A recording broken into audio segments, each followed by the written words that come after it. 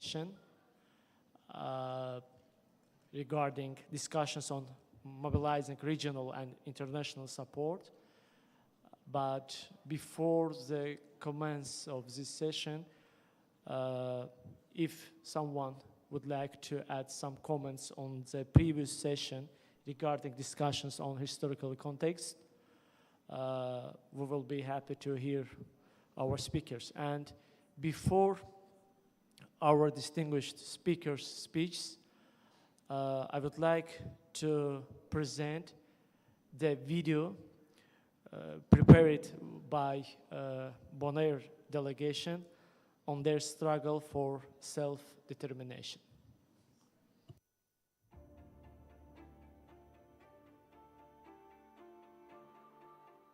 Bonaire was taken off the UN NSGT list in 1955 and then became a constituent state of the Netherlands Antilles, a Dutch colonial entity. Due to unrest over the division of power among the 6 islands, Aruba, Bonaire, Curaçao, Saint Martin, Saba, and Saint Eustatius, Aruba left the Netherlands Antilles in 1986. The division of power continued, leading Bonaire and Saint Martin to initiate the dissolution of the Netherlands Antilles on October 10, 2010. Subsequently, Bonaire was unilaterally incorporated by the Dutch government as a public body entity without autonomy, entrenched in the Dutch constitution under unequal rights. On Bonaire was a dramatic demographic change of population shift between 2010 and 2024. Bonaire's population doubled from 11,000 to 25,000, primarily due to an influx of Dutch European immigrants. Native Bonairians have consequently become a demographic minority and reduced in 2024 to less than 32% of the population in their own island.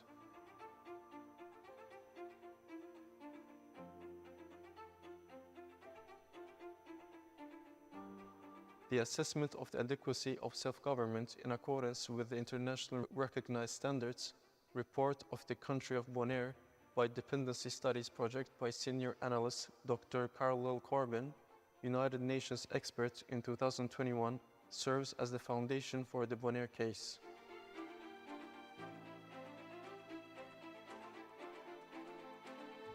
The report concluded that the public body entity imposed and renamed territorial public body in Bonaire is a colonial reform of dependency governance, perpetuating inequality that is deficient through all measures of democratic governance that circumvents the inalienable right to general self-determination under international law. This report is endorsed and accredited by the UN General Assembly as independent as it contains self-governance indicators accepted by the UN General Assembly.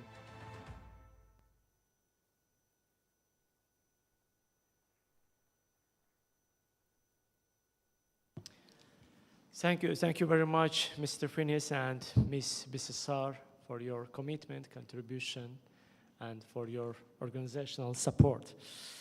And now, dear participants, with great pleasure, I would like to give the floor to periodic advisor to the government of St. Vincent and the Grenadines, to Dr. Richard Byron Cox. The floor is yours. Okay. Good afternoon. Thank you, Mr. Chairman, members of the head table, distinguished delegates, special guests, members of the press, everybody. It's wonderful to address you today. I came here with 2 different speeches, one from the Prime Minister of St. Vincent and the Grenadines, which I have the honor to serve in this occasion as his special envoy, and one as a technical expert, as a trained lawyer who holds a PhD in international law. However, a lot of what was said about the legal part has already been said, and so therefore, and I've been told I have very limited time. I should take my watch off to check myself. But I promise you this. at the United Nations, where I worked for more than 25 years, the UN did me exactly what they're doing me today. They always allow me to speak after lunch because nobody can go to sleep when I'm speaking. That's for real. That's for sure. So you're not going to fall asleep. Now, before I go on, the Prime Minister has asked me to say to the people of Azerbaijan and to the Baku Initiative Group, thank you very much. Thank you on behalf of the people of Bonaire.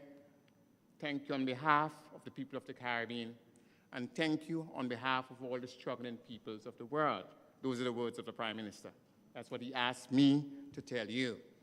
The Prime Minister has also asked me to say to Mr. Fines here and to the entire Bonaire delegation that he salutes you.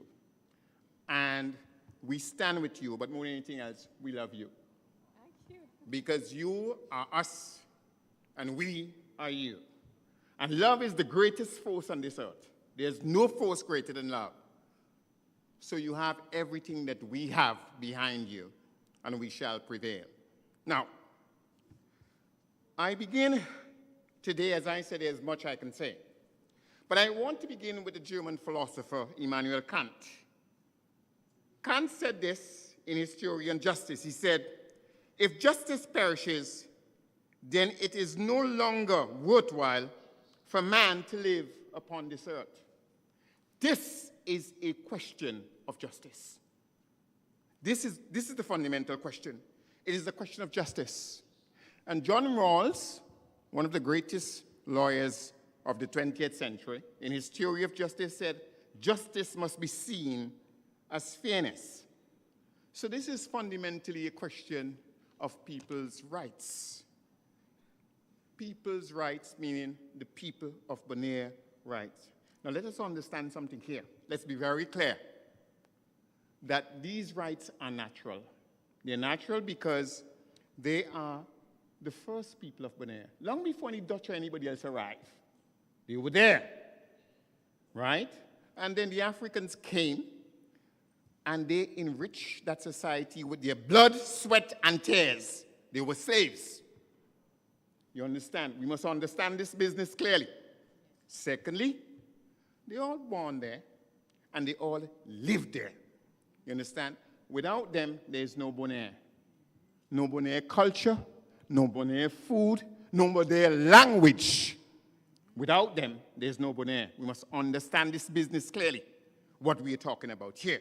So therefore, the issue is the issue of rights, the issue of justice. But let us not fool ourselves, you know. Let us be clear that rights and justice are only made real through law, through institution, and through enforcement. You can say you have all kind of rights until it is guaranteed by law, until there's institutions that will ensure that it is realized, right? And until it is enforced, you have no right, my dear. Let us understand these things. You have no right. So this is why countries have constitutions and why countries have laws. And if you look at any constitution, every normal constitution, there's a chapter on the people's rights. Because rights are only positive rights when they are enshrined in law. And so we must understand that the MOU, which I don't intend to discuss, I came here prepared to discuss it, but the MOU as signed in does not do these 4 basic things. 1, in truth and in fact, if you read it, it does not recognize the rights of Bonairans. It does not. Read it carefully. I'm telling you this as a lawyer. I have a PhD in law. Not to boast about my PhD, but to tell you I'm trained to do this business. It does not do that. It does not promote these rights. As a matter of fact, it takes them away. And you must understand that. And be very clear in your head about that. It does not enhance those rights in any way, shape, or form. And if it doesn't do any of those three, of course, it does not enforce those rights. We must understand these things. This is not a game. This is not a university seminar. We're talking about people's lives. Get that straight. You know, yes, it's easy, you know. It's very easy for us to come here and la, la, la, la, la, la, and talk. But there's young people who are denied a job. There's a people whose language is now being threatened to be destroyed. There's a people who in their own land have less rights than those who came. This is not a la-la-la discussion. This is reality. And so therefore we must understand these things. Now, you know, I mentioned John Rawls before. As I said, I'm a trained lawyer. A story of justice, this is what he says about justice. Justice is the first virtue of social institution. If you read the MOU, there's no social institution in that MOU that guarantees justice for these people. The first virtue of any social institution must be justice. That must be the first virtue. That is not any way. I can analyze this MOU, I don't have the time for it. But I would say to you that the assessment made by Dr. Corbin, you understand, I've read it. And that assessment tells us many, many things. Now the MOU is in October of 2006. And in that MOU, you know, you look at, I think, Article 3 or Article 11, and this is what it says. Listen what it says. The main aim, which the three islands and the Netherlands wish to attain with these arrangements, is to offer the population a prospect of a better future. That is what it says, you know. That is what is written here. No, listen to me. Listen to me. Because I want you to understand this. This is what is written in word. But every Bonairean here today told us that this is not the case. You hear me? You hear me? This is what is written in word. But every single Bonairean here told us today that words are what? Empty. These are just platitudes. And we must be very, very careful. So we know that that MOU does not guarantee not political justice for the people, not social justice for the people, not economic justice for the people. No kind of justice whatsoever is guaranteed by that. Listen. I want you to listen to me. Listen carefully. We are talking about the assessment. I want to quote from the assessment done by a UN expert. I was a UN expert for quite a long time. Again, so I know what that means. I'm not saying that to boast. I'm just saying that because I know what it means, what it translates to. This is what the assessment says. Upon examination of the oeuvre of research, meaning just the body of work, that's a French term, that just means the body of work. The SGA, which is the assessment itself, concludes that any projection of Bonaire as a model of democratic governance is illusory at best. Any projection which says that this is a model of democracy is an illusion. In other words, it is not real. This is not me saying this, you know, because I didn't do the assessment. That is Dr. Corbin speaking. And he is one of the world's top experts. I know because I work for the United Nations. You understand? We don't call you expert just like that. We don't do that. Not at the United Nations. Now, as I said, I don't have a lot of time here, but I want to engage you. And I want you to understand that my Prime Minister, Dr. the Honorable Ralph Gonsalves, sent me here because he wanted to make sure that you know that we are committed to this thing with blood, sweat, and tears. So like Martin Luther King Jr., who all of you here know, you must have heard of him. He said this: the arc of the moral universe is long, but it bends towards justice. The arc of the moral universe is long, but it bends towards justice. You know what you have to understand? That arc does not bend by itself. We have to bend it.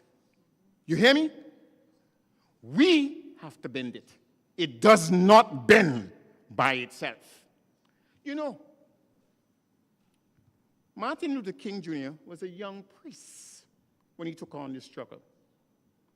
I'm going to tell you a very small story. Mr. Chairman, stop me whenever you want. But I want you to know this. I saw, when I was a child, an interview with Dr. Martin Luther King. And a journalist got up and said, he said, Dr. King, do you know they're going to kill you? And he said, next question. And the next journalist got up and said, Dr. King, do you know they're going to kill you? And he said, next question. And the third person got up and said, Dr. King, you didn't answer that question I want to ask you. He said, why are you asking me the self-evident? We know this. And he did die. His final speech, he said this: I have been to the mountaintops, and I've seen the valleys below.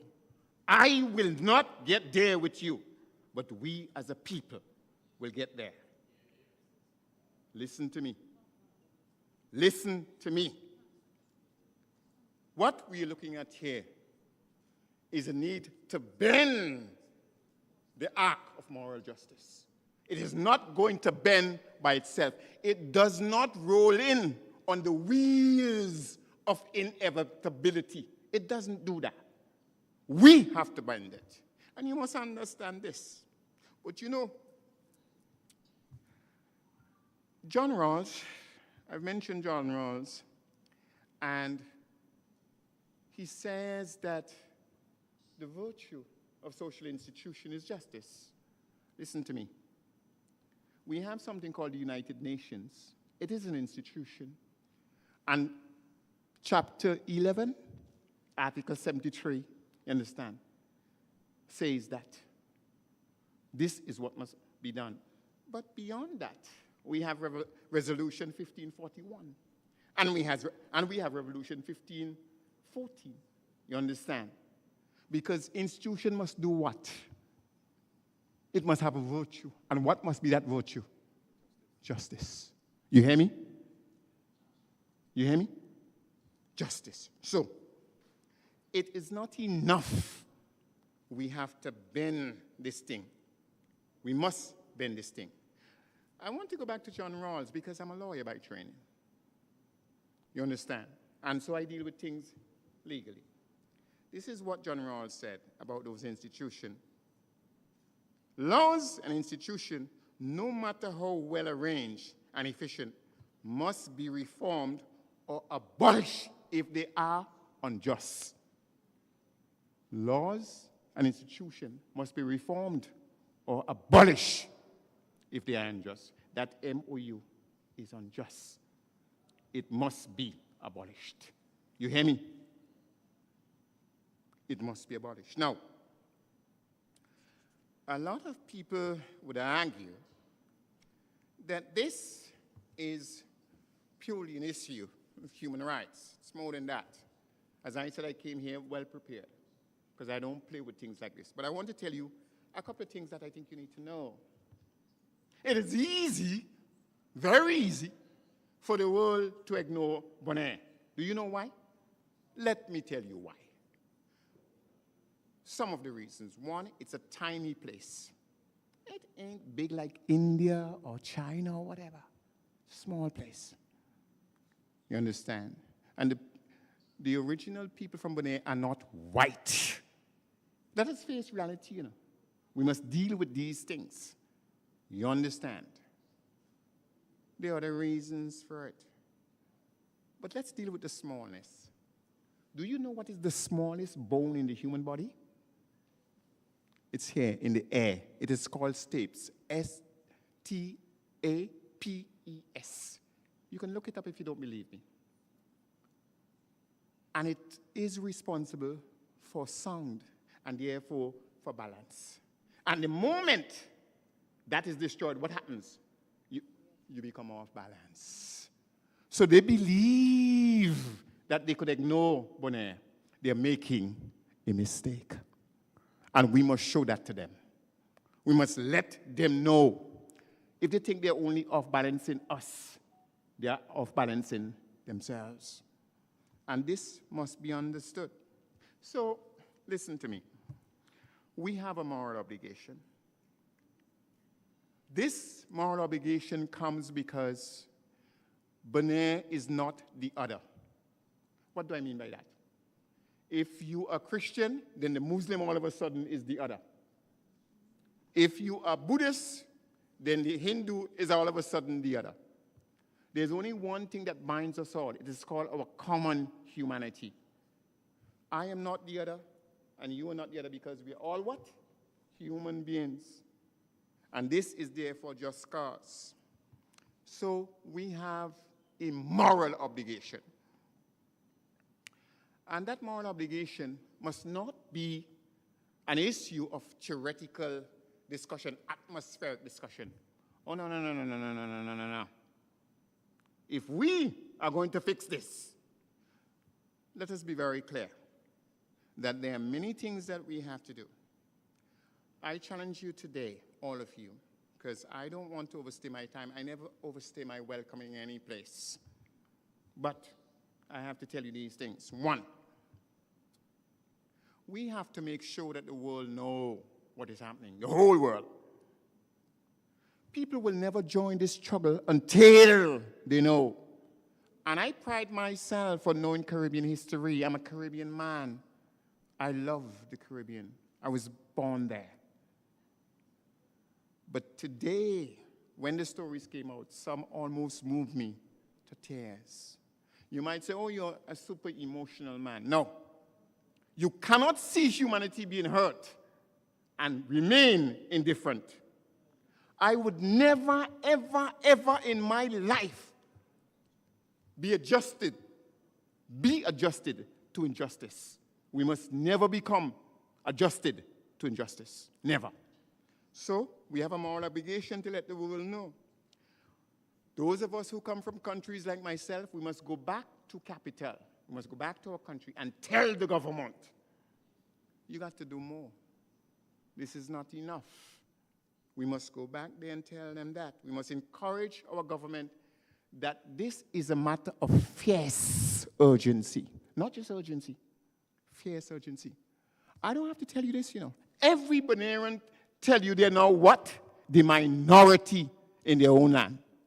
This is a matter of fierce urgency. You must understand this business. Don't play with this business. If you want to play, then you shouldn't be here, because this is not a joke. Now, we must recruit others. Everybody that we can recruit. This is a case of the more, the merrier.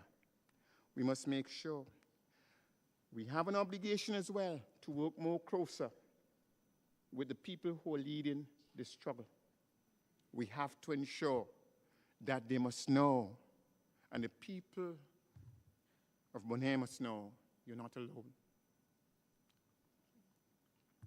You will never be alone while we are here.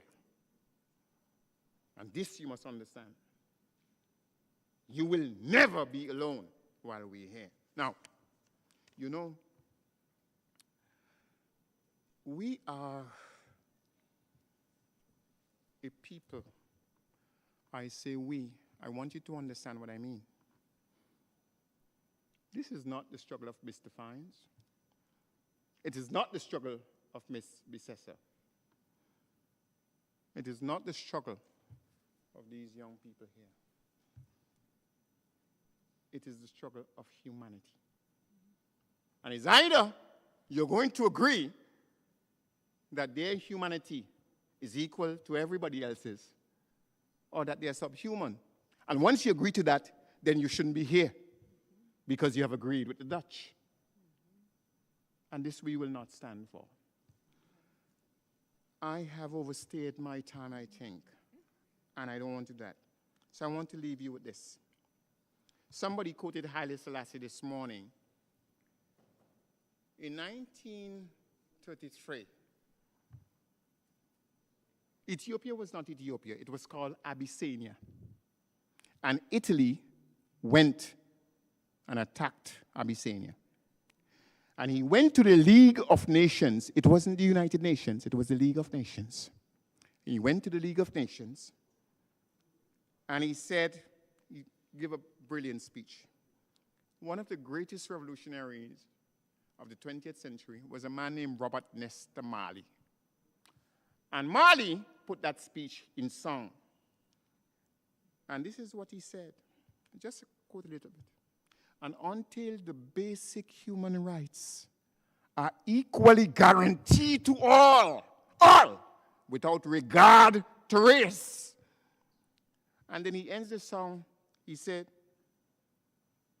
we will fight, and we know we shall win, because we are confident in the victory of good over evil. We shall prevail. Thank you.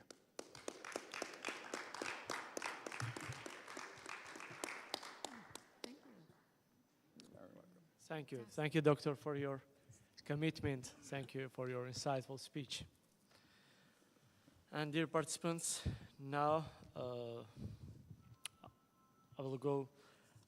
will give the floor to our next distinguished guest, Honorable Ambassador, Permanent Representative of Belize to the United Nations, Mr. Carlos Fuller.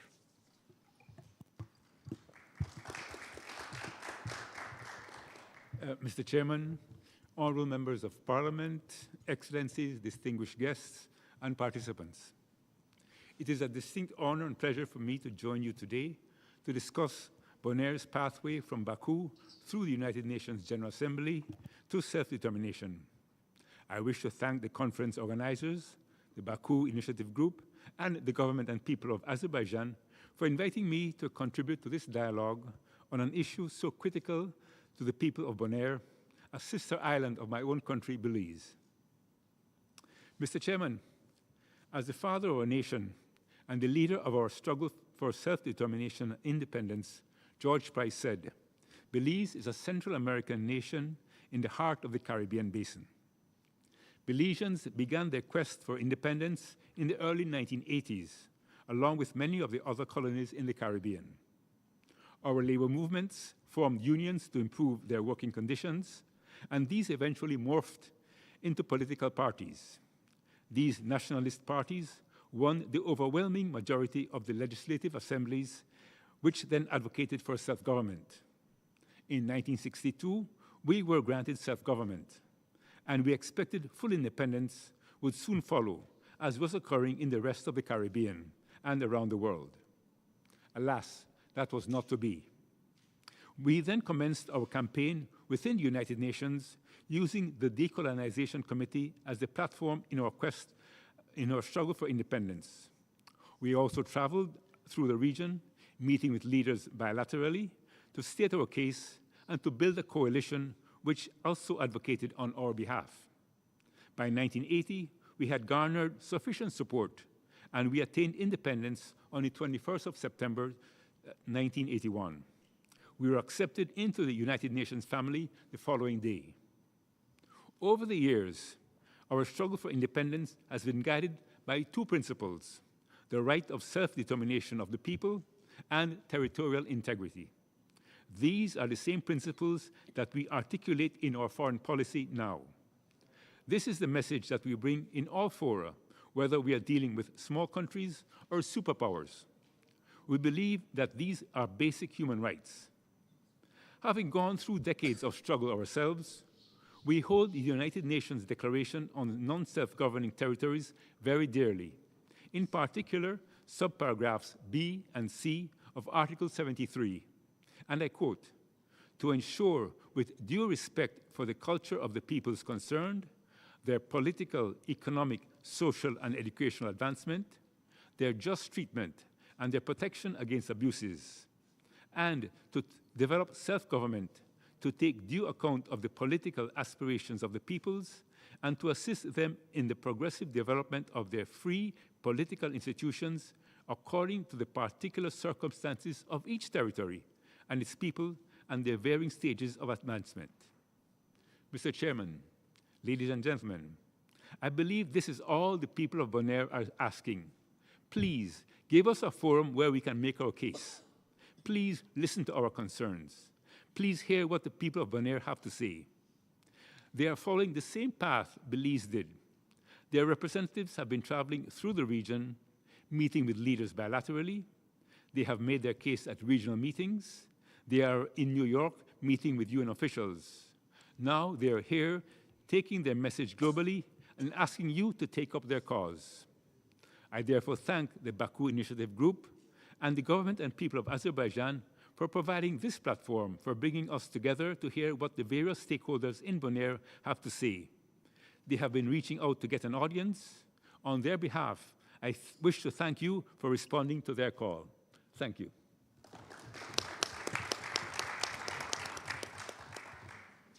Thank you very much, Honorable Ambassador, Mr. Fuller.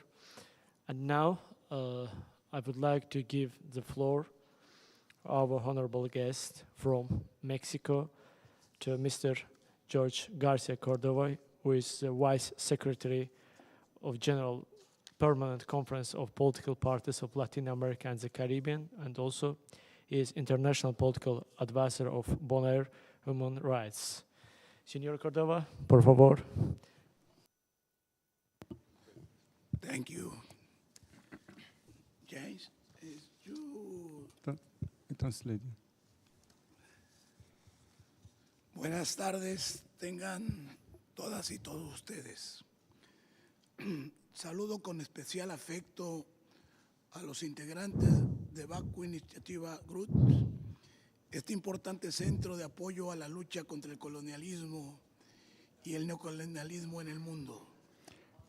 I greet with special affection the members of the Baku Initiative Group, this important support center for the fight against colonialism and neocolonialism in the world.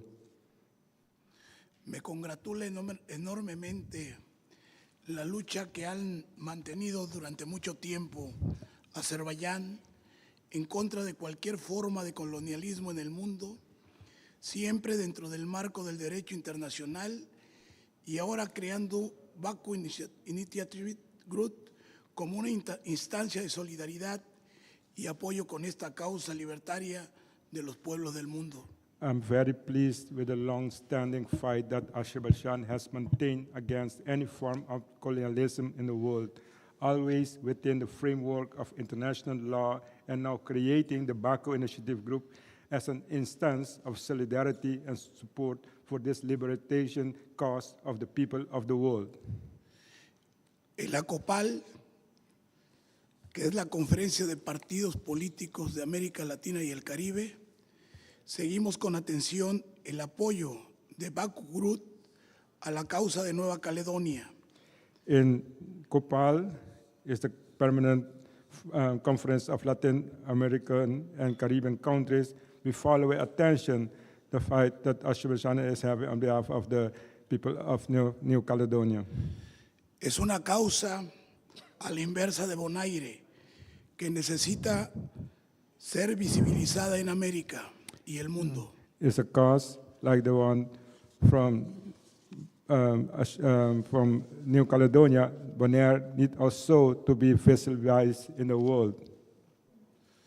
Azerbaiyán es, sin duda, un país orgulloso de su herencia y sus tradiciones culturales. Es un pueblo hospitalario, respetuoso, amante y generoso. Amable y generoso. Azerbaijan is, without a doubt, a country proud of its heritage and cultural traditions. It is hospitable, respectful, kind, and generous people.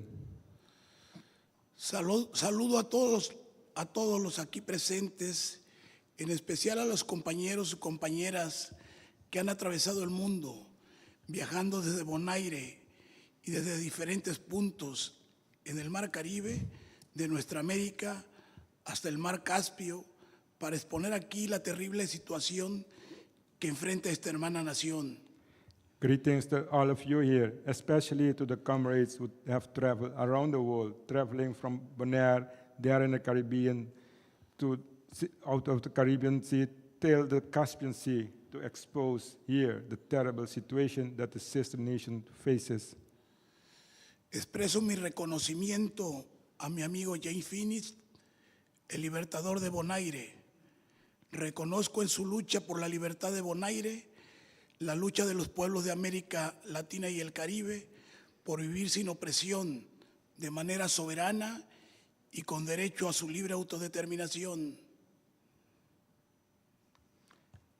I express my recognition to my friend James Phoenix, the liberator of Bonaire. I recognize in this fight for the freedom of Bonaire, the fight of the peoples of Latin America and the Caribbean to live without oppression in the way to the right to the free self-determination.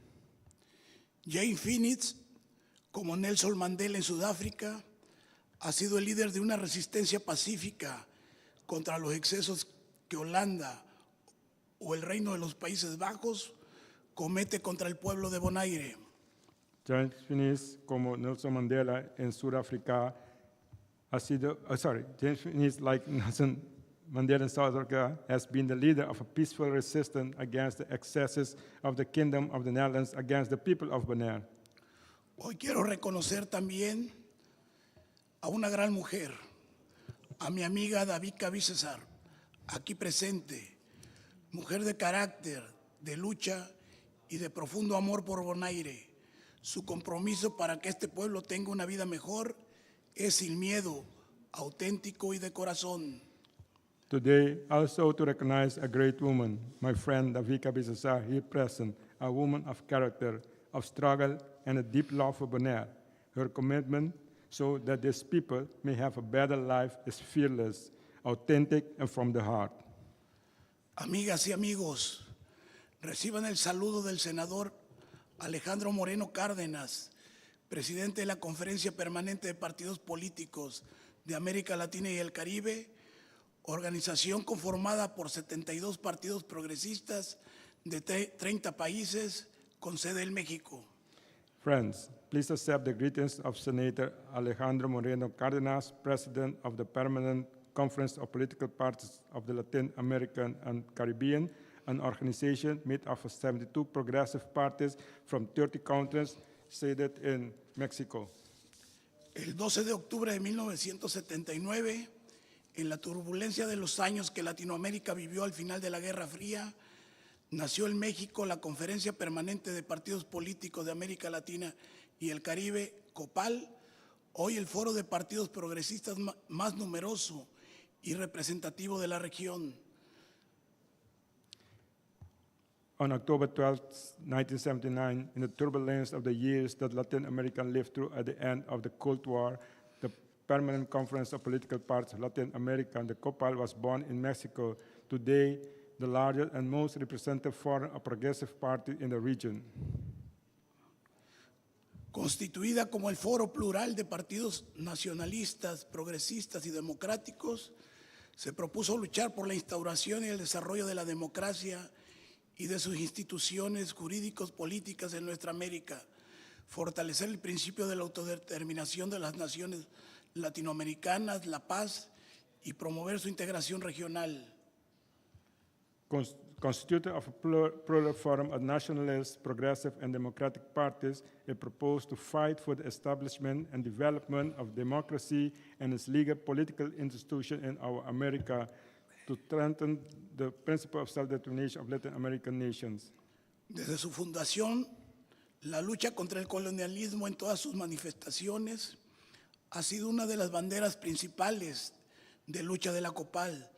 De manera permanente desarrollamos acciones en todo el continente americano para desterrar cualquier vestigio de dominación colonial. Since its founding, the fight against colonialism in all its forms has been one of the main banners of the COPAL struggle. We permanently develop action throughout the American continent to banish any vestige of colonial domination. La COPAL ha servido durante 45 años a la causa de nuestros pueblos, siempre a favor de la independencia, la libertad y la felicidad. Luchamos junto al doctor George Price para conseguir la independencia de Belice del Reino Unido en 1981. Acompañamos las luchas de Betico Croix hasta lograr la independencia de Aruba en 1986. Copal has served the cause of our people for 45 years, always in favor of independence, freedom, and happiness. We fought alongside Dr. George Price to achieve Belize independence from the United Kingdom in 1981. We supported the struggles of Batico Cruz until Aruba achieved independence in 1986. Hoy, la COMPAL acompaña los esfuerzos de Puerto Rico para alcanzar su independencia de Estados Unidos, de Argentina para recuperar las Islas Malvinas en posesión del Reino Unido y de Bonaire para recuperar su estatus de territorio no autónomo que le fue arrebatado ilegalmente por el Reino de los Países Bajos, Holanda. Today, Copal supports the efforts of Puerto Rico to achieve its independence from the United States, of Argentina to recover the Malvinas Islands from the United Kingdom, and of Bonaire to recover the status as a non-autonomous territory that was taken from them illegally by the Kingdom of the Netherlands. A la COPAL le preocupa la situación que vive actualmente Bonaire, donde los derechos fundamentales y humanos de ese pueblo han sido vulnerados por el Reino de los Países Bajos. Por ello, durante nuestras últimas 5 reuniones plenarias, todos los partidos que integran nuestra organización han denunciado el brutal colonialismo que ejerce Holanda sobre Bonaire y ha pedido a la ONU, a la Organización de los Estados Americanos, OEA, y a la Comunidad de Estados Latinoamericanos y Caribeños, ELAT, entre otros organismos multilaterales de la región, hacer todos sus esfuerzos para apoyar una resolución en Naciones Unidas que devuelva a Bonaire el estatus que le fue arrebatado el 10 de octubre del 2010. Copal is concerned about the current situation in Bonaire, where the fundamental and human rights of the people has been violated by the Kingdom of the Netherlands. Therefore, during our last 5 plenary meetings, all the parties that make up of our organization have denounced the brutal colonialism that Holland exercised over Bonaire and have asked the United Nations, the Organization of American States, the Community of Latin American and Caribbean States, among other multilateral organizations in the region, to make every effort to support a resolution in the United Nations that returns to Bonaire the status was taken away from them in October 2010. Hoy, amigas y amigos, Holanda está cometiendo un genocidio cultural en Bonaire. Han arrebatado a los bonairenses su libertad, tierras, costumbres, tradiciones y sus riquezas naturales a través de un brutal coloniaje de 400 años, una vergüenza para la humanidad en pleno siglo XXI. Hoy Bonaire ha sido anexionado, reducido a un ente público menos que un municipio del Reino de los Países Bajos, en clara violación a la Carta de las Naciones Unidas. Today, my friends, Holland is committing a cultural genocide in Bonaire. They have taken from the people of Bonaire their freedom, lands, customs, traditions, and the natural resources through a brutal 400-year colonialism, a shame for humanity in the 21st century. Today, Bonaire has been annexed, reduced to a public entity, less than a municipality of the Kingdom of the Netherlands, in clear violation of the United Nations Charter. Desde la COPAL, todos los partidos que la integramos hemos emprendido una lucha con James Phoenix para que el caso Bonaire, que durante muchas décadas estuvo oculto, hoy tenga visibilidad internacional. Por eso agradecemos a Baku Group todo el apoyo que nos está brindando este día. From Copal, we have undertaken a fight with James Finney so that the case of Bonaire, which for many decades was hidden, today has international visibility. So today, together with BAC Initiative Group, of governments and leaders of our continent know what is happening in Bonaire. Ha sido complejo, pero hoy más países, gobiernos y líderes de nuestro continente conocen lo que sucede en Bonaire. Incluso hemos otorgado un asiento en nuestra organización a los compañeros Jane Finney y David Cavicesar para que desde sus respectivas organizaciones de derechos humanos tengan voz y su lucha consigue el apoyo de los partidos políticos que hacen vida en la COPAL, muchos de los cuales son gobierno de sus países. It had been a complex fight, struggle, but we have given a seat in our organizations to our comrades James Finis and the Vika PSSR with the respective human rights organizations, so they have a voice and the struggle gains the support of the political parties that are active in COPAL, many of them which are governments in their countries. Con el apoyo de nuestra organización se está trabajando con diversas naciones del continente que son amigas, el apoyo a una resolución sobre Bonaire que sea presentada próximamente ante la Asamblea General de Naciones Unidas. With the support of the permanent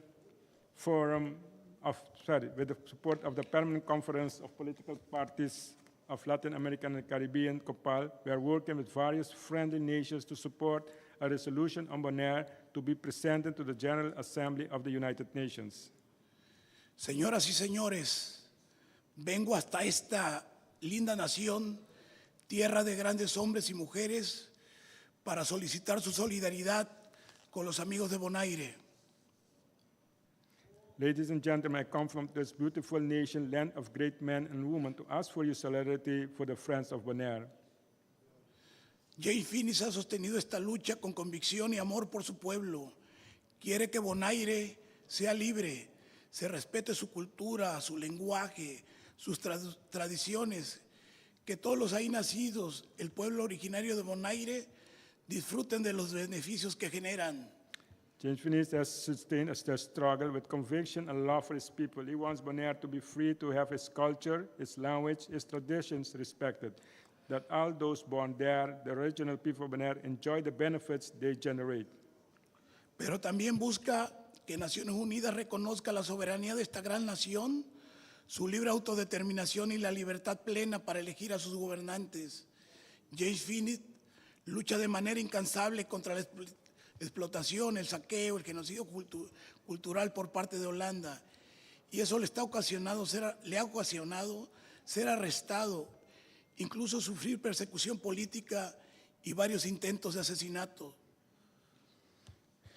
But he also wants the United Nations to recognize the sovereignty of this great nation, its right to free self-determination and full freedom to elect its leaders. He rejects exploitation and plundering by the kingdom in the Netherlands. He also has been threatened and attempts on his life. For this reason, COPAL rejects the status that the Kingdom of the Netherlands granted to Bonaire, violating international law and the United Nations Charter. Por ser contrario al derecho internacional y violar la Carta de las Naciones Unidas, COPAL ha rechazado de manera categórica el estatuto que Holanda otorgó a Bonaire. Los 72 partidos políticos de 30 países, miembros de la COPAL, nos solidarizamos con el pueblo de Bonaire y con Jay Finis en su lucha porque Bonaire vuelva a ser el territorio no autónomo. Incluso hemos planteado que tiene derecho a su independencia, como hoy lo disfruta Aruba y en menor medida Curazao. Pero antes hemos concentrado los esfuerzos a que le sea devuelto su estatus arrebatado en violación al derecho internacional. For this reason, COPAL rejects the status that the Kingdom of the Netherlands granted to Bonaire, violating international law and the United Nations Charter. The 72 political parties from 30 members countries COPAL stand in solidarity with the people of Bonaire and with James Finis in the struggle to Bonaire become a non-autonomous territory again like Aruba and Curaçao. Holanda debe entender que Bonaire es una nación, no una colonia o un código postal. Bonaire tiene grandeza y debe ser respetado. The Kingdom of the Netherlands must understand that Bonaire is a nation, not a colony or a postal code. This country has greatness and they must respect it. Desde este lugar, Azerbaiyán, símbolo de la resistencia contra el colonialismo global, demandamos a Holanda el respeto al derecho internacional y exigimos que Naciones Unidas devuelva el estatus que tenía Bonaire antes del 10 de octubre del 2010. From this place, Azerbaijan, symbol of resistance against global colonialism, we demand from the Kingdom of the Netherlands respect for international law and demand that the United Nations return the status that Bonaire had before 10-10-10. Resulta paradójico que mientras en la Unión Europea Holanda o Francia se esfuerzan por ser reconocidos en la defensa y protección de los derechos humanos y los valores democráticos, en el Caribe y de manera especial en Bonaire, incurre de manera recurrente en violaciones a los derechos fundamentales de las personas. It's paradoxical that while in the European Union, the Kingdom of the Netherlands or France strives to be recognized for the defense and protection of human rights and democratic values, in the Caribbean and especially in Bonaire, it repeatedly violates the fundamental rights of the people. El Reino de los Países Bajos u Holanda busca regresar a esquemas colonialistas que en pleno siglo XXI resultan una vergüenza para la humanidad, una afrenta para nuestra región, lo que nos lleva a rechazar estas formas antiguas de dominación que Holanda busca retomar, provocando indignación entre los que habitamos en nuestra querida América Latina y el Caribe. The Kingdom of the Netherlands seeks to return to colonialist schemes that in the 21st century are a shame for humanity and affront to our region, which leads us to reject these old forms of domination that the Kingdom of the Netherlands seeks to return to the region, causing indignation among those of us who live in our beloved Latin American and Caribbean space. Desde la COPAL advertimos y lo hemos denunciado una ofensiva de recolonización en América por parte del Reino de Holanda, pero también de Francia, Gran Bretaña y Estados Unidos. Debemos estar unidos para evitarlo. Today, friends, we are seeing a recolonization offensive in America by the Kingdom of the Netherlands, but also by France, Great Britain, and the United States. We must be united to prevent it. Amigas y amigos, es cierto que el colonialismo ha trascendido históricamente. En 1945, año en que se fundó la ONU, la mitad de la población de la Tierra estaba sometida a la dominación colonial. Entonces, apenas varias decenas de países constituían esa organización internacional. Hoy la componen más de 190 naciones independientes, pero también es cierto que esa forma de dominación se mantiene vigente políticamente en distintas partes del mundo y de manera diferenciada, y que constituye un anacronismo inexcusable que sigue ahí presente para vergüenza de toda la humanidad. Friends, it's true that colonialism has transcended history. In 1945, the year in which the United Nations was founded, half of the Earth's population was subject to colonial domination. At that time, only a few dozen countries constituted this international organization. Today, it's made up of more than 190 independent nations.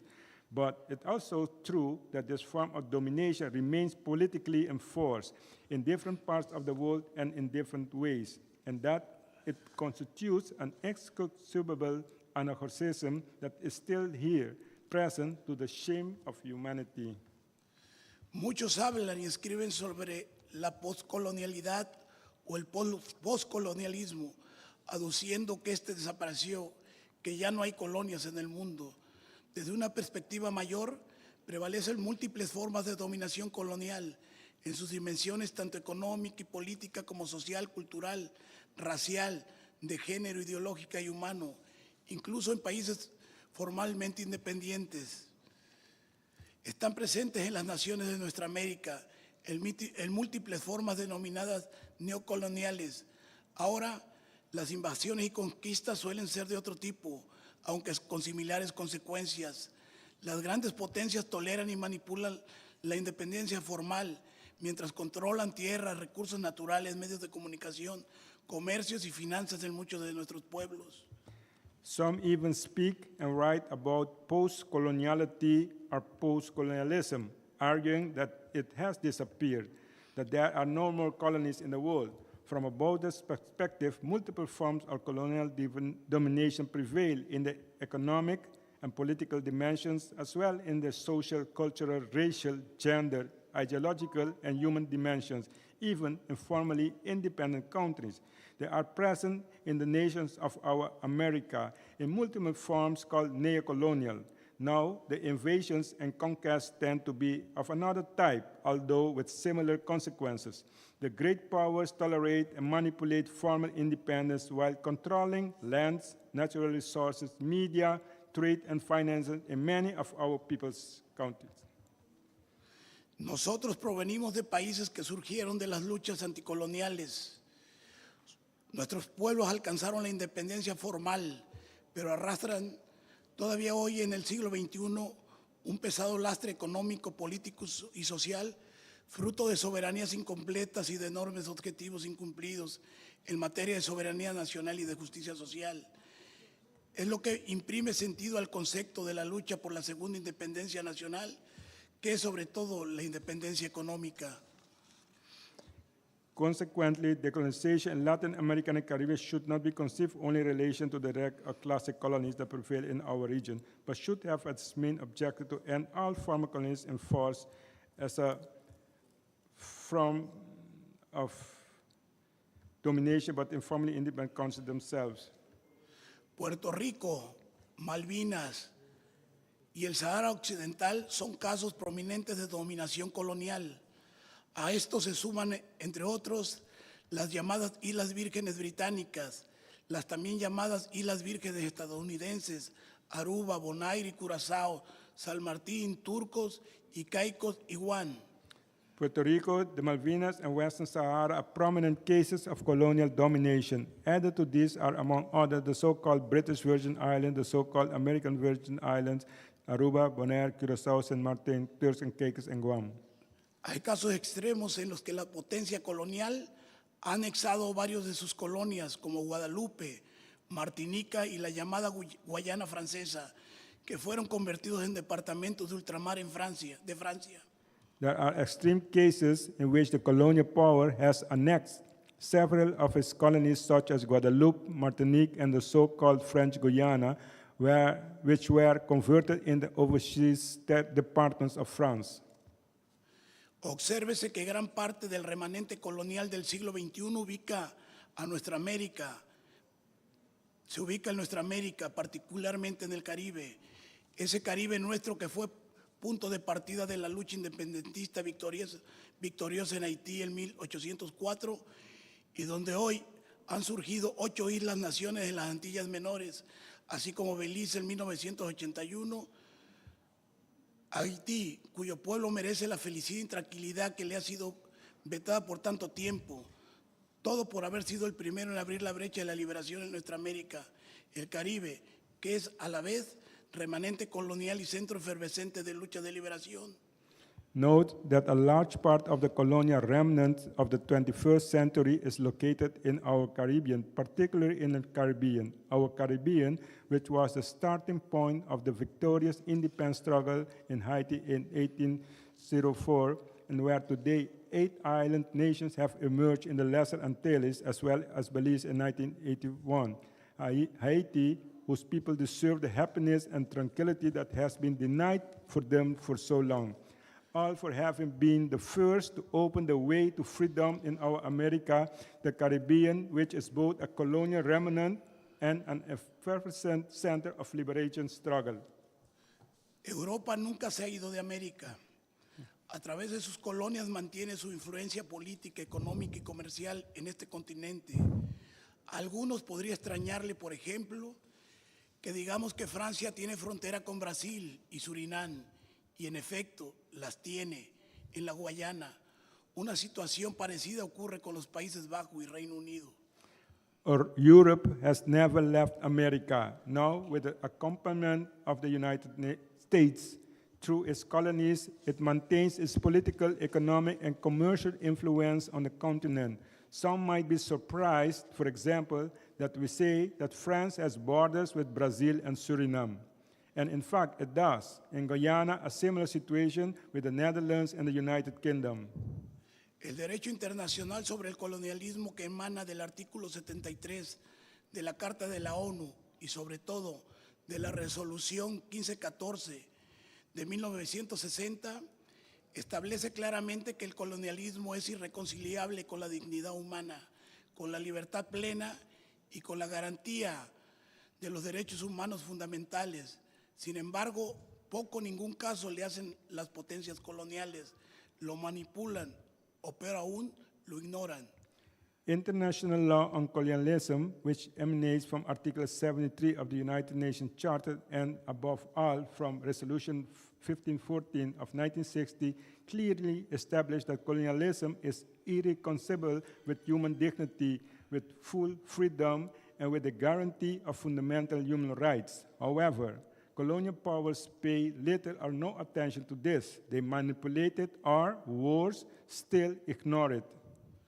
El caso más revelador lo hemos visto recientemente en Bonaire, donde de una u otra forma la ONU ha consentido el que el retrógrada Reino de los Países Bajos haya modificado el estatus de la isla y mantenga un férreo control colonial en perjuicio del derecho de este a su autodeterminación e independencia.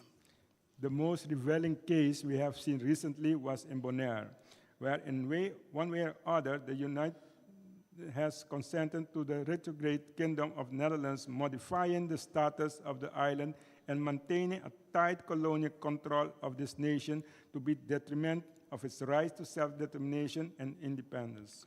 Así las cosas, cada persona que se respete a sí misma y que respete la dignidad humana tiene que oponerse a la dominación colonial. No se trata de una posición discrecional o acomodaticia, es una cuestión de principios, señores, como lo es la oposición a la esclavitud, a la discriminación racial o a la violencia de género. Thus, every person who respects themselves and who respects human dignity must oppose to colonial domination. This is not a discretionary or accommodating position. It's a question of principle, ladies and gentlemen. It is opposition to slavery, racial discrimination, or gender violence. Las grandes potencias poseedoras de colonias argumentan que se trata de asuntos internos que no son de la jurisdicción de la comunidad internacional, pero la dignidad y la libertad no son asuntos internos de nadie, por el contrario, son de la absoluta jurisdicción de los pueblos del mundo. The great powers that possess these colonies argue that these are internal matters that are not within the jurisdiction of the international community, but dignity and freedom are not internal matters of anyone. On the contrary, they are within the absolute jurisdiction of the peoples of the world. La propia Organización de las Naciones Unidas, que ha declarado las pasadas 4 décadas como décadas por la erradicación total del colonialismo, avanza a paso de tortuga en ese sentido. No obstante, el hecho de que gran parte de sus países miembros provienen del colonialismo. The United Nations itself, which has declared the past 4 decades as decades of the total eradication of colonialism, is moving at a snail's pace in this regard, despite the fact that a large part of its members' countries come from colonialism. Han podido y siguen pudiendo más la influencia, las presiones y la impunidad de las potencias que aún poseen colonias en diversos continentes. The influence, pressure, and impunity of the powers that still possess colonies on various continents have been a continue and to be stronger. Permítanme referirme a Bonaire, que es el caso que nos convoca. La opción a la quiebra colonial, a la ausencia de poderes políticos, a la precariedad económica, a la dependencia enfermiza y el desasosiego general, tiene que ser la recuperación de la soberanía secuestrado por Holanda como lo establece el derecho internacional vigente y el inicio de un proceso de emancipación en todos los sentidos de su vida como pueblo y nación. Allow me to refer to Bonaire, which is the case that brings us together. The option to colonial bankruptcy, the absence of political powers, economic precariousness, cyclic dependence, and general unrest may be the recovery of the sovereignty kidnapped by Holland as established by current international law and the beginning of a process of emancipation in all senses of its life as a people and as a nation.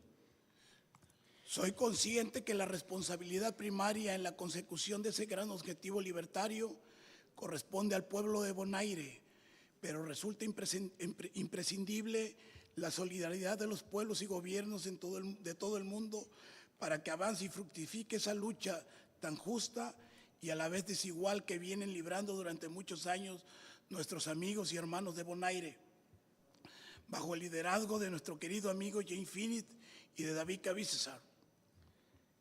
I am aware that the primary responsibility in achieving this great liberation objective corresponds to the people of Bonaire, but the solidarity of the peoples and governments of the whole world is essential for the advancement and fruition of this struggle, so just at the same time unequal that our friends from Bonaire have been waging for many years under the leadership of our dear friend James Finis and David Cabizesar. No lo olvidemos, la lucha del pueblo de Bonaire por su existencia y su libertad ha sido directamente en carne y hueso contra Holanda, una de las potencias coloniales más poderosas de la historia. No ha sido metáfora, sino dura realidad, así de sencillo, así de cierto, así de dramático.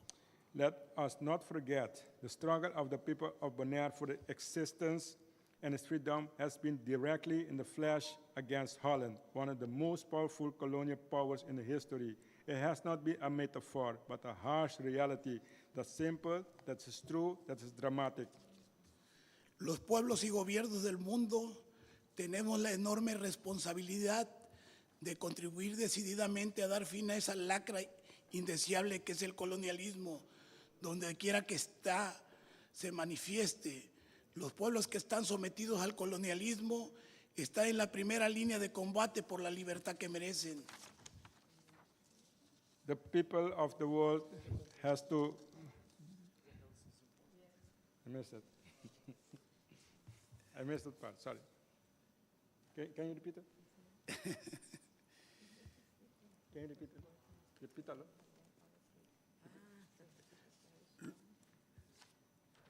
Los pueblos, ¿dónde te quedas? Sí, Los repítalo. pueblos y gobiernos del mundo tenemos la enorme responsabilidad de contribuir decididamente a dar fin a esa lacra indeseable que es el colonialismo, donde quiera que éste se manifieste. Los pueblos que están sometidos al colonialismo están en la primera línea de combate por la libertad que merecen. The peoples and the governments of the world have the enormous responsibility to contribute decisively to ending this undesirable scourge that is colonialism, wherever it manifests itself. The people who are subjected to colonialism are on the front line and of the fight for freedom they deserve. Ustedes, queridos hermanos y hermanas de Azerbaiyán, que han avanzado en la ruta de la libertad, tienen una importante misión de solidaridad y fraternidad con Bonaire. Fraternidad que hoy la expresan, la ratifican y estamos seguros que la llevarán en el futuro. You, dear brothers and sisters of Azerbaijan, who advanced on the road to freedom, have an important message of solidarity, of fraternity with done. Fraternity and solidarity that you will take you further. Ningún pueblo del mundo será plenamente libre mientras haya un solo pueblo que no lo sea. Contribuir a luchar por la libertad del otro es asegurar la libertad de nosotros. Es nuestra gran tarea en el siglo XXI y desde ahora, con la confianza puesta en que alcanzaremos ese gran objetivo y propósito de ser continuadores históricos de la lucha por la libertad y la felicidad de nuestros pueblos. No people in the world will be fully free as long as there is a single people who are not. Contributing to the fight for the freedom of others is to ensure our own freedom. This is our great task in the 21st century from now on, with the confidence that we will achieve this great objective and purpose of being historical continuators of the struggle for freedom, of happiness of all peoples.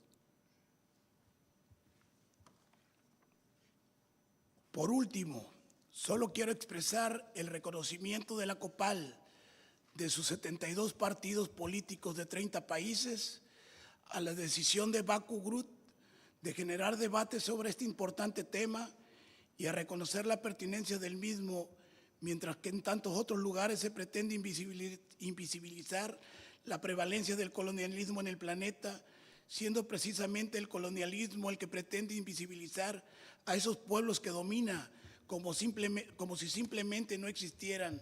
habida cuenta de que la dominación colonial es primero que todo una de carácter existencial en la que los pueblos colonizados son reducidos a cosas de las que se puede disponer a su antojo y no seres humanos que deben ser tratados con dignidad.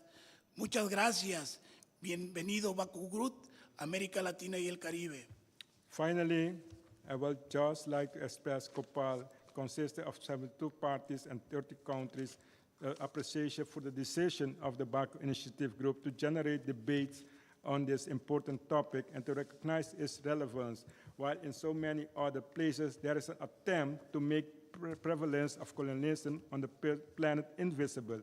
Colonialism is precisely what attempts to make invisible the peoples it dominates, as if they simply did not exist, given the colonial domination. It first and foremost is an existential one, in which colonized peoples are reduced to things that can be disposed of at will and not as human beings who must be treated with dignity. Thank you.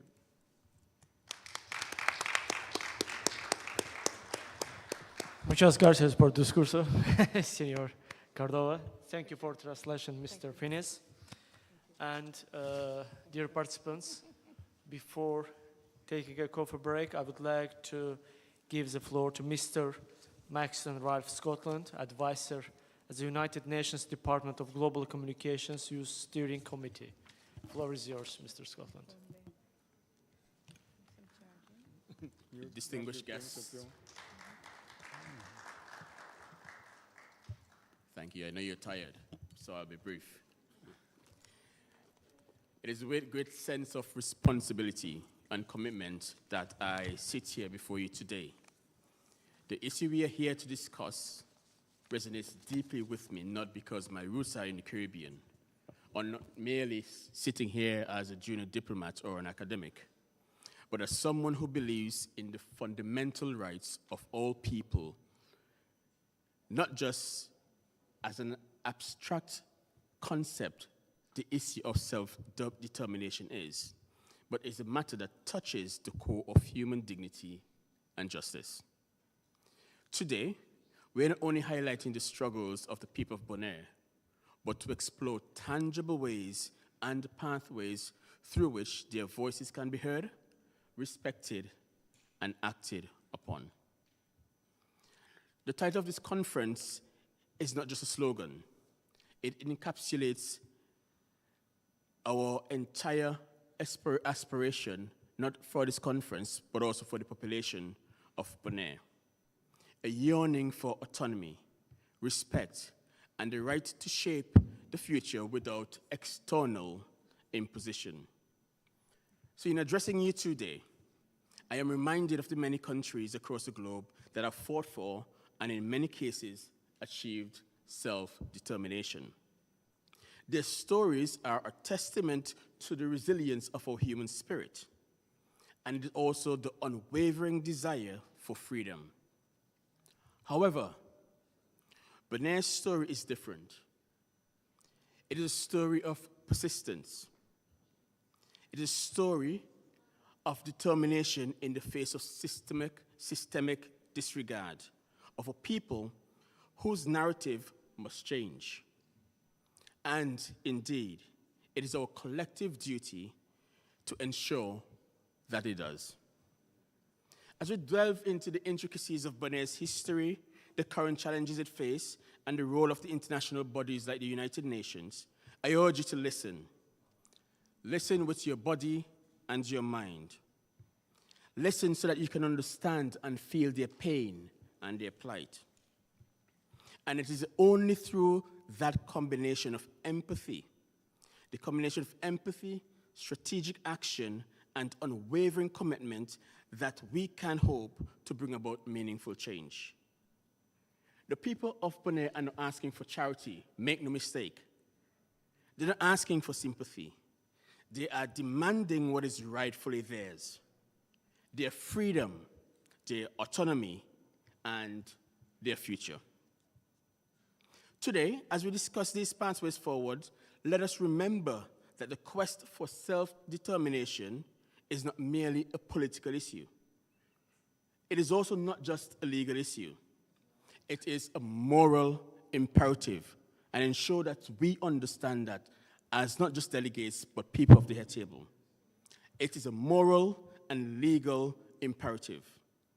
It is about ensuring that every individual, every community has the right to determine their destiny. And as we chart that course for Bonaire, let us do so with the conviction that justice, though delayed, must never be denied.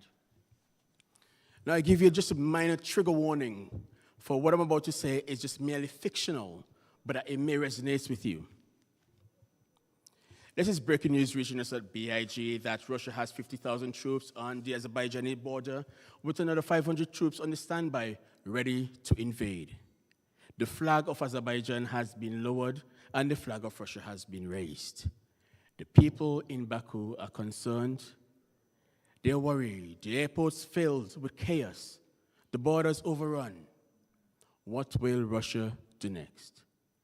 Now, for a moment, imagine how that will make us feel, knowing that there are troops on your border, your flag lowered, everything in chaos.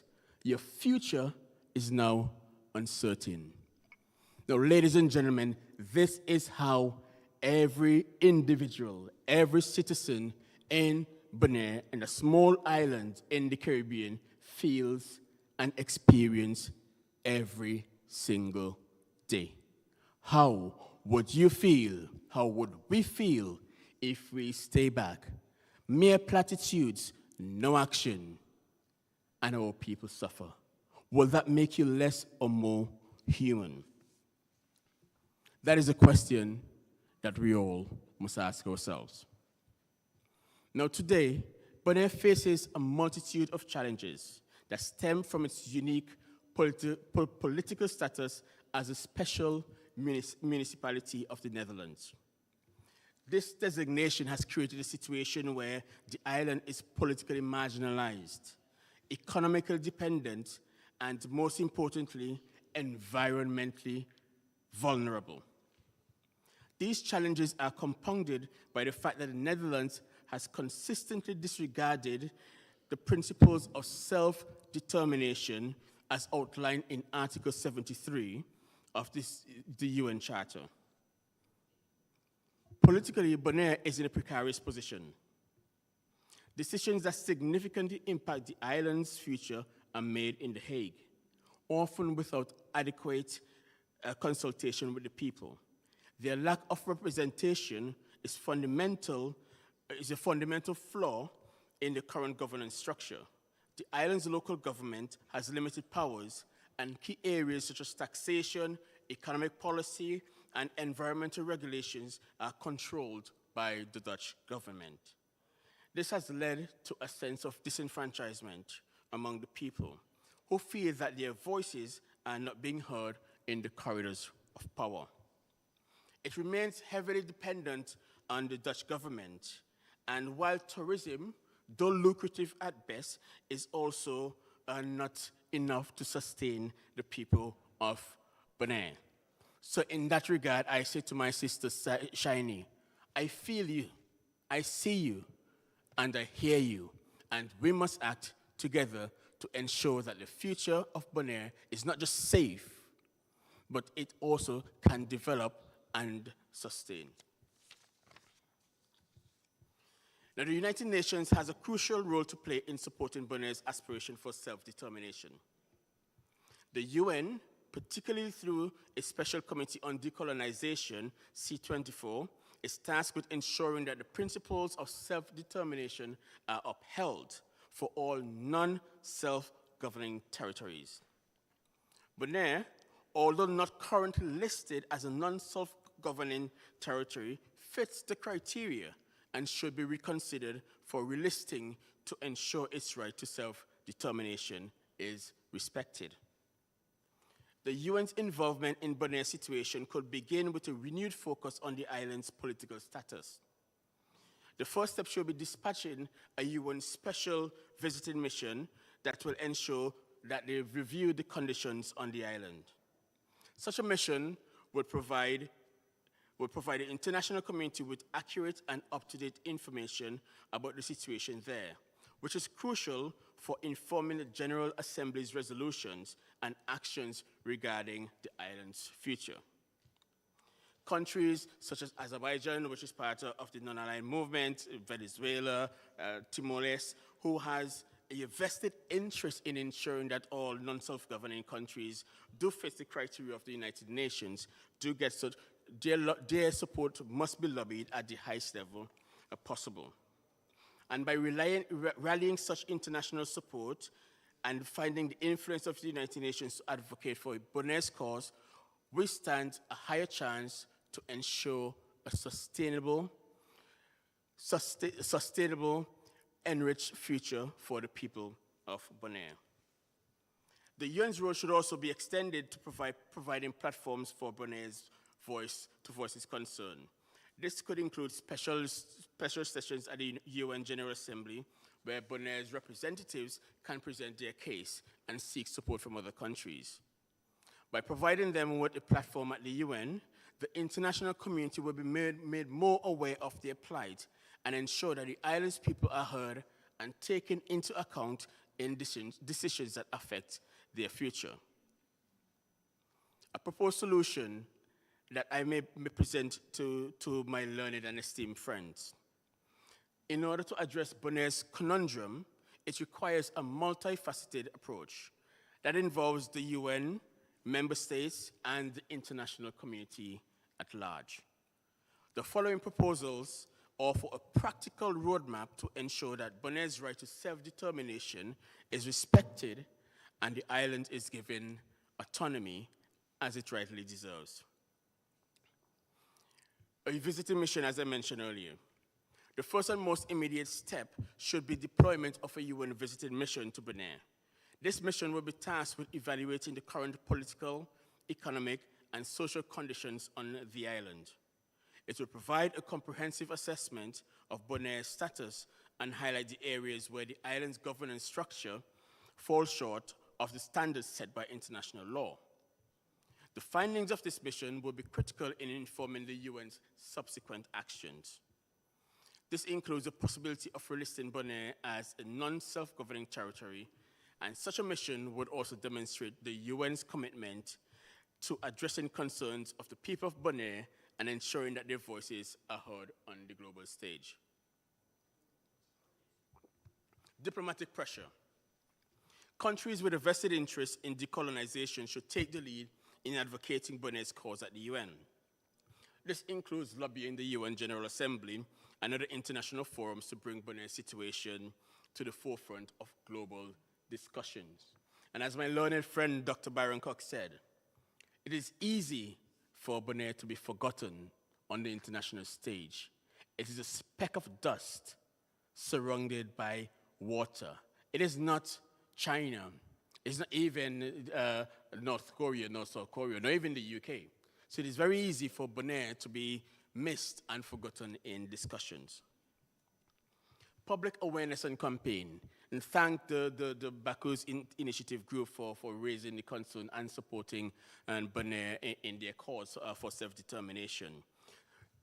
Initiatives and events as we are witnessing and experiencing today are the perfect pathway to ensuring that we, the people, are aware of what is happening in the Caribbean Sea. Legal action.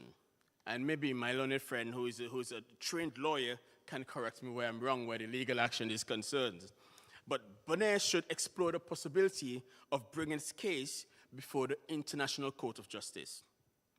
This would involve challenging the legality of the Netherlands' continued control over Bonaire under international law, particularly focusing on the violations of the right to self-determination as enshrined in the UN Charter and other relevant legal instruments. Legal action at the ICJ would not only draw international attention to Bonaire's plight, but also lead to a binding judgment that forces the Netherlands to reevaluate its governance over the island and possibly remedy such a draconian action. Moreover, Bonaire could submit complaints to international human rights bodies such as the UN Human Rights Council, arguing that the current governance structure violates their political, economic, and cultural rights of the Bonairean people. Persistent legal and human rights claims would erode the Netherlands' credibility on the global stage, compelling it to take action and ensure that they take the demands of the Bonairean people more seriously. So in addressing Bonaire's situation requires a comprehensive and coordinated approach involving both international diplomacy and legal strategies. And by deploying the UN visiting mission, exerting diplomatic pressures, and launching public awareness campaign, and also pursuing legal action, the international community can ensure that Bonaire's right to self-determination is respected, and the island's people can achieve autonomy, the autonomy they deserve. These efforts will not only support their case, but also reinforce the principles of justice and self-determination that are fundamental to international law and human rights. Now, the struggle of for Bonaire's self-determination is emblematic of the broader ongoing global fight against colonialism. Despite the significant progress made during the 20th century, the issue remains unresolved for many territories such as Bonaire. And thanks to my friend who used the word Malvinas. Now, Malvinas is the original word for the Falkland Islands. Many of you may not know that. So thank you, my friend from Mexico, for using the original name of the Falkland Islands. So the continued denial of Bonaire's right to self-determination is not just a political oversight, but a profound injustice that contravenes the very principles upon which the United Nations was founded. It is incumbent on all of us, nations, international organizations, and most importantly, youths, to ensure that we lend our voices to such credible cause. We must support the people in their quest for freedom, autonomy, and the right to determine their future. The challenges facing this island today, political marginalization, economic dependence, and environmental vulnerability in the face of climate change especially, are not unique. They are shared by many other territories around the world that remain under colonial, semi-colonial administration. However, what makes Bonaire's situation particularly urgent is a stark contrast between the island's aspirations for self-governance and the reality of its current status as a special municipality. Now, special municipalities is playing, we're playing dominoes with words, with languages, linguistic meandering. But what is important, that this has been used under Dutch control, the arrangement under this special administration fails to meet the standards of self-governance set out in the international law, and perpetuates a system of governance that is fundamentally unjust. And as we move forward, the international community must remain vigilant and proactive in addressing the issue of Bonaire. The United Nations, as a primary global institution responsible for upholding international law and human rights, must take decisive action to ensure that Bonaire's right to self-determination is respected.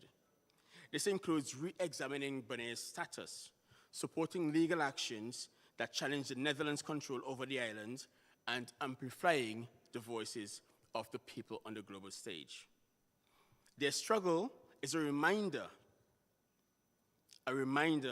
my learned friends. Their struggle is a reminder of how we feel when we are subjected to colonialist controls. It is a reminder of how we feel when our rights and our freedoms are tested every day.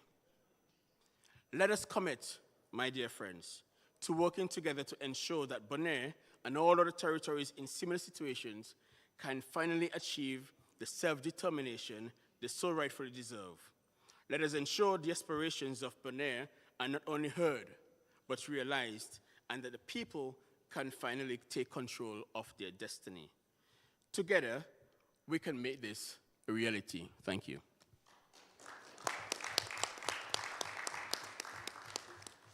Thank you. Thank you very much, Mr. Scotland, for such detailed research and analysis. Dear participants, I think before conclusion of our international conference, we can take a short coffee break.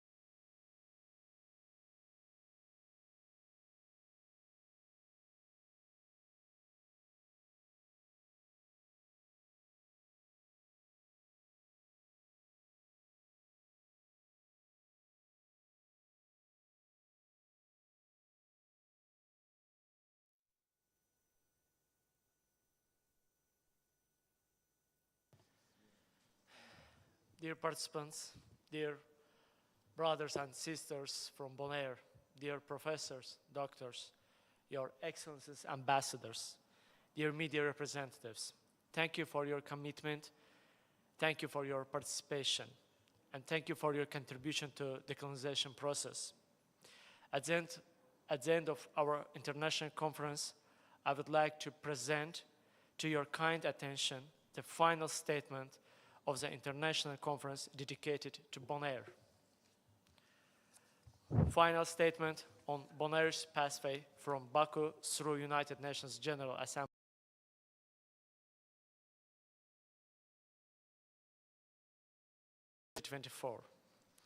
On August 22, the International Conference and Friendly Hospitality. Dedicated to colonized Bonaire people, the event allowed all interested parties the opportunity to exchange views on the consequences of the colonial policy of the Netherlands, which threatens the future and even the survival of Bonaire people in the long term. Historical background, Bonaire's status. Bonaire, once a constituent state of the Netherlands Antilles, was part of a Dutch colonial entity with significant internal self-government. Following the dissolution of the Netherlands Antilles on October 10, 2010, Bonaire was unilaterally incorporated by the Dutch government as a public body without autonomy, entrenched in the Dutch constitution under unequal rights. Demographic change, population shift. Between 2010 and 2024, Bonaire's population doubled from 11,000 to 25,000, primarily due to an influx of Dutch European immigrants. Native Bonaireans have consequently become a demographic minority and reduced in 2024 to less than 32% of the population in their own island. Fight for self-determination, referendum of 2015. A referendum on December 18, 2015 saw 66% of voters reject Bonaire's constitutional status imposed since 2010. These results were anonymously ratified by the representatives of the island parliament as a legitimate and legal democratic decision of the people of Bonaire. The Dutch government disregarded the referendum results, maintaining the status quo, as well as to discuss the undertaking of the effective and efficient steps according to the international law on the colonization process in order to get rid of Dutch colonial oppression. United Nations involvement. Civil society groups in Bonaire, led by Mr. James Phineas, brought their case to the United Nations Special Committee on Decolonization, C24, in 2016, highlighting Dutch violations of Bonaireans' rights. C24 ambassadors recommended actions to release Bonaire as non-self-governing territory and also to seek support from the regional neighbors from Caribbean and Latin American governments and initiating an independent inquiry into Bonaire's self-governance. The participants to the conference took this opportunity to welcome the participation of the Republic of Azerbaijan at the 2024 Caribbean Regional Seminar on the implementation of the Fourth International Decade for the Eradication of Colonialism, pursuing goals and addressing needs of the non-self-governing territories, organized on 14-16 May 2024 by the Special Committee on Decolonization in Caracas, Venezuela. Independent report. The assessment of adequacy of self-government in accordance with internationally recognized standards, report of the country of Bonaire by Dependency Studies Project by senior analyst Dr. Carlyle Corbin, United Nations expert in 2021 concluded that the public body imposed and renamed territorial public body in Bonaire is a colonial reform of dependency governance, perpetuating inequality that is deficient through all measures of democratic governance that circumvents the inalienable right to genuine self-determination under international law. This report is endorsed and accredited by the United Nations General Assembly as independent as it contains self-governance indicators accepted by the UN General Assembly. United Nations obligations. Inclusion in the non-self-governing territories list would necessitate the Dutch government's annual reporting to the General Assembly on Bonaire's social, economic, and political progress under Article 73 of the UN Charter. Articles 1 and 54 of the Charter of the United Nations, Resolution 1514 of 1960, International Covenant on Civil and Political Rights, International Covenant on Economic, Social, and Cultural Rights, the International Covenant on all forms of racial discrimination, and the United Nations Declaration on the Rights of Indigenous Peoples. This designation enables United Nations bodies to assess, intervene, and assist Bonaire as required. Conclusion: call for the international support to the resolution on registration of the Bonaire as a non-self-governing territory. Bonaire seeks backing from international community to advocate for its registration as a non-self-governing territory to protect and ensure the right of the people of Bonaire to self-determination and self-government, whereas a resolution is scheduled to be submitted directly by 7 islands of the Caribbean under the leadership of the Prime Minister of St. Vincent and the Grenadines and a former president of SLAC, His Excellency Mr. Ralph Gonsalves, to the General Assembly of United Nations early October 2024 under the agenda item of decolonization. We appeal for solidarity and call on UN Secretary General and UN countries to support this noble struggle of great humanitarian significance in the General Assembly and join 7 Caribbean islands as co-sponsors of the resolution on the case of Bonaire. This resolution calls for Bonaire's inclusion in the list of self-governing territories of the UN, placing it under the security of the UN Special Committee on Decolonization.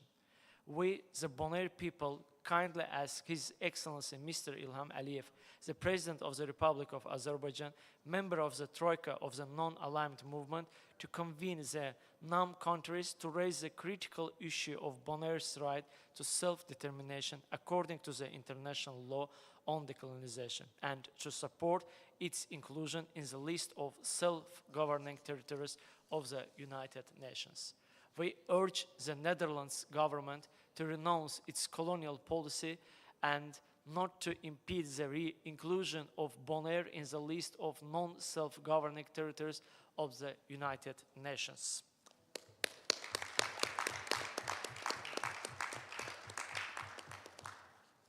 Thank you, thank you. Thank you all, dear participants, dear brothers and sisters from Bonaire. I firmly believe that with our common efforts and fair approach, we will definitely eliminate of colonialism. Now I would like to give speech for closing remarks to my distinguished colleagues, Mr. Finis and Ms. Bissessar.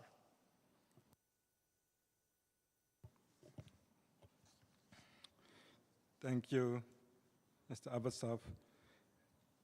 Thank you, the team who supported us all the way.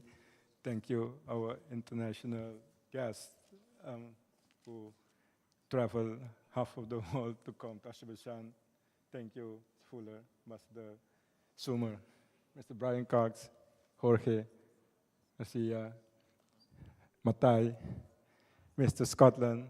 Thank you all. And of course, our brothers and sisters from Bonaire, Shiny, Tico, Chago, Shahir, Kylie. You are the heroes, our heroes from the people of Bonaire. This is historic, what happened today. So with that, I want to say a few things to make clear. We are not a special municipality. I hear it the whole day today. We are not. That is Dutch propaganda. We are not a municipality. We were a nation. We were degraded from a nation with our flag, with our own things, to the lowest possible legal domination in the structure. The lowest of them, they have provinces, they have municipalities. The lowest is public entity. We are not a special municipality. They tell the world, then the world believes, the municipality of Holland, so a municipality of Holland, they compare it, and then they think we enjoy anything. The Dutch has been the masters of deceit. We have 400 years living under this. So it's not a municipality first. We are as public entity, and the change to territorial public entity is nothing that nobody heard about in the world, because they give that status to, in their system, to a group of notaries of a piece of land they want to develop. We have been taken from a people to something that does not exist as a, but that is one point I want to clarify today. And secondly, Bonaire doesn't exist for them anymore. We mentioned that if you Google, you find Aruba, Curacao. We were the third island, Bonaire. Google it now. You see Aruba, Curacao, you won't see Bonaire. They're basically erasing us from the map. They did it already in the system. So, to understand, when you go online, search for Bonaire, search the Bonaire, whatever you see there for them is not the truth. That's the truth. They have an objective with the propaganda. So I want to clarify that today before I close, because maybe you don't hear about us for the coming time. And the other thing in our discussion today is unjust acts do not create law. Unjust acts do not create law. For them, or for people say, we become this, we become that, but you cannot create anything of it unjust. So it's their idea that we are that. And as soon we keep accepting that, you make them legally right if we don't accept it. That's why we are here. We don't accept it. We have been objecting to this, and we are in dispute. We are not a territorial nothing. We are in a disputable case. I want to understand that is where we are as the people. We have won a referendum, a legal referendum that we fight for, but they don't want to recognize it because that takes their power away from them. So that is why it has to become. And the last thing I want to say is to call again why we are here, why we're doing this, because it's an urgent call to action. The only chance we have to prevent the eradication and erasure of our peoples lies in the intervention of the international community. We can't do it in any way anymore. This is no longer merely a political issue. It has evolved into a humanitarian crisis. We are here today raising our voices and calling on the world, on the international community, to save the Bonaireans from extinction. We are witnessing this crisis unfold before our eyes, and we must act now to avert this strategy. Thank you. Thank you.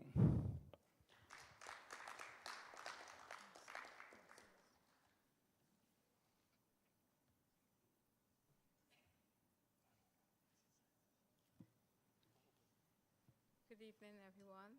It's been a long day, and we are truly excited of the outcome of the declaration that was just read by the director, executive director of Baku Initiative Group. Words cannot express the magnitude of what we saw today in terms of preparations.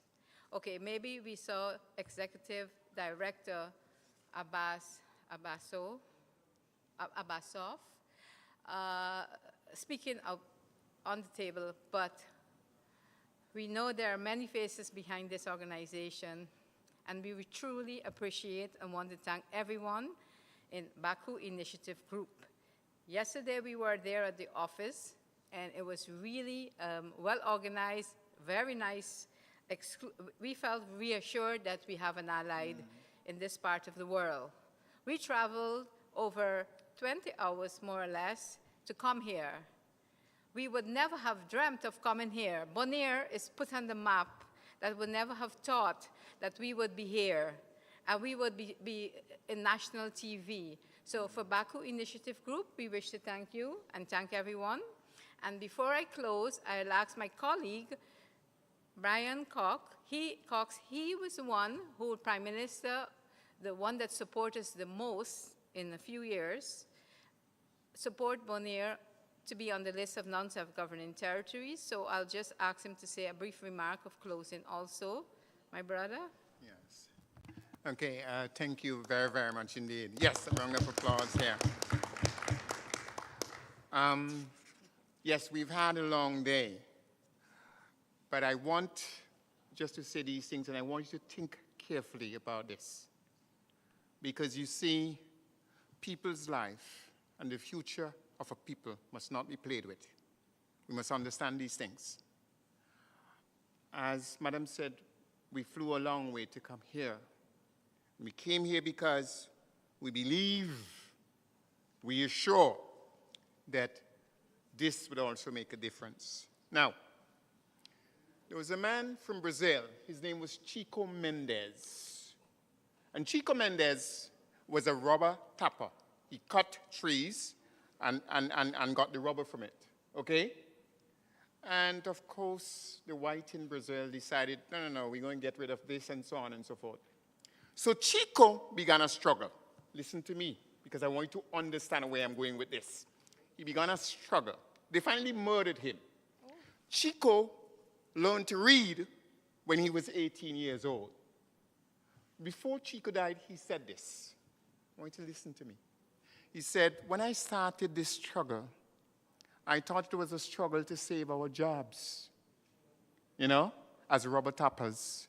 Then I realized, no.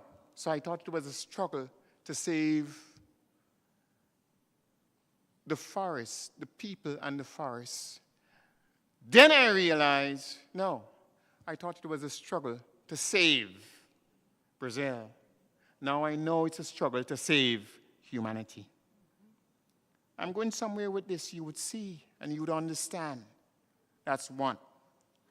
Two, a lot of people don't know this, but St. Augustine, yes, the priest from the Middle Ages, he was actually a black man from Africa, you know. Look it up. St. Augustine said this: hope has two daughters, anger and courage. You understand? Anger, because you see what is wrong. It makes you angry. And the courage to change it. Those are the two daughters of hope. I'm going somewhere. We're going to close shortly, but I want you to understand what is going on here. Well, you need to see this and to know what this is about. So, if this is true, and if this is a struggle that we have to fight, we have to wage, we have to know, like Chico, that the struggle is not about Bonaire, it's about the whole of humanity. Just like Chico finally understood. And until you understand that, you would never understand that your fate, our fate, is tied up in the fate of the people of Bonaire. You must understand this business.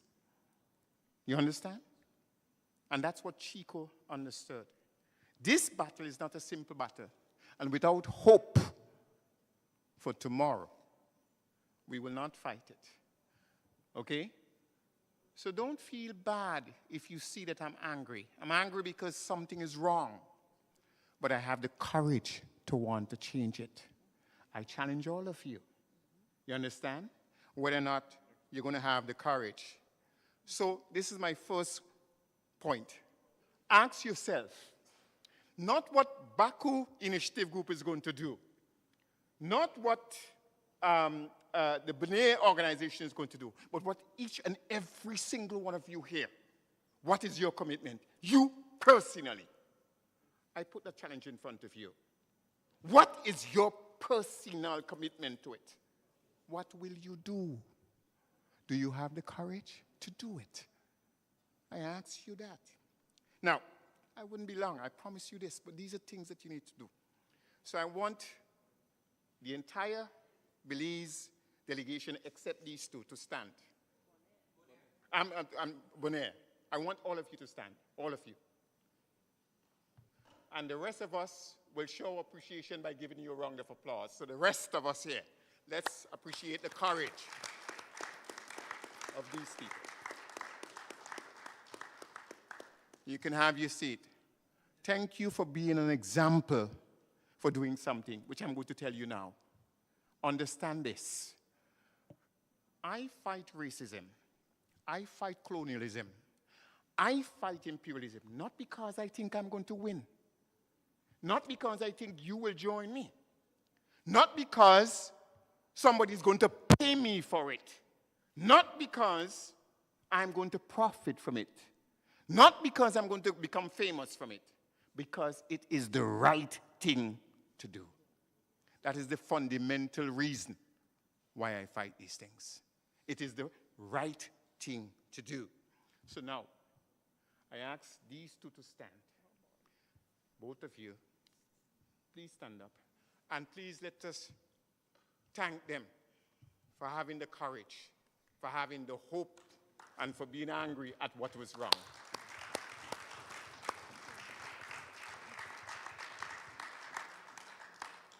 You may sit. Thank you. Finally, you know, there's something called the Harlem Renaissance, and this happened in 1920. And there's a Jamaican poet, his name is Claude McKay. You can look it up now. And he has a poem. It's called If We Must Die. If we must die. Let us make sure that if we must die, then we don't die on our knees. You understand? Freedom is the most expensive thing. It's called freedom, but it's never free. It is never, ever free. Last but not least, I ask our chairman to stand. And I ask all of us to show our appreciation for the people of this country and our appreciation of this organization through him by applauding him, please.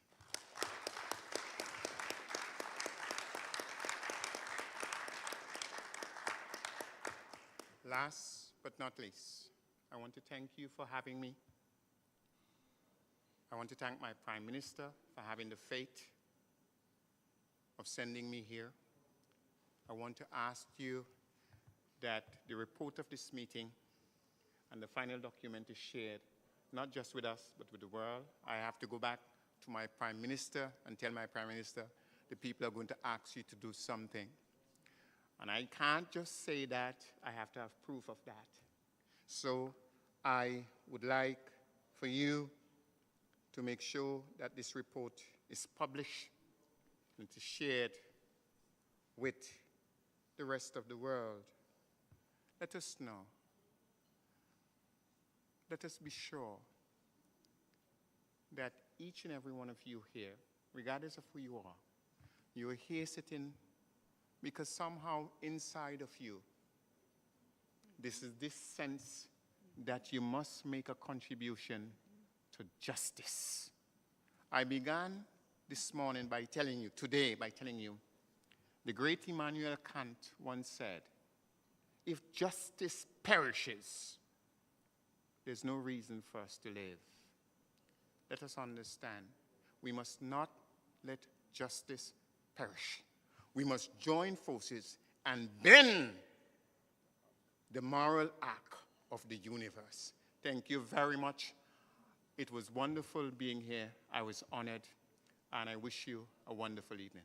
Mr. Chairman, over to you.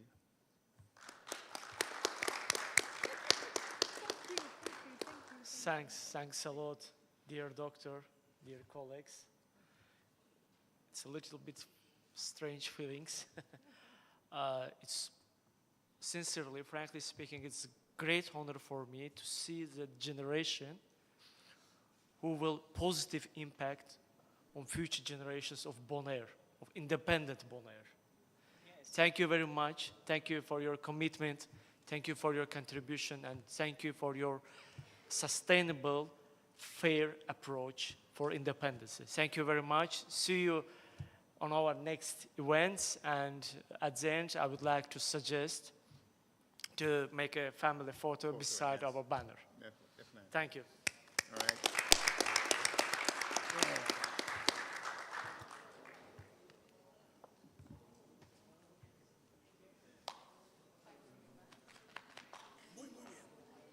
Gracias, hermano.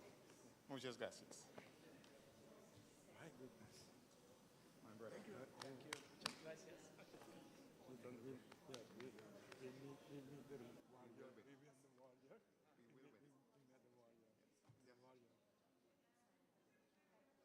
win. See, you understand me? Yes. You understand me? Yes.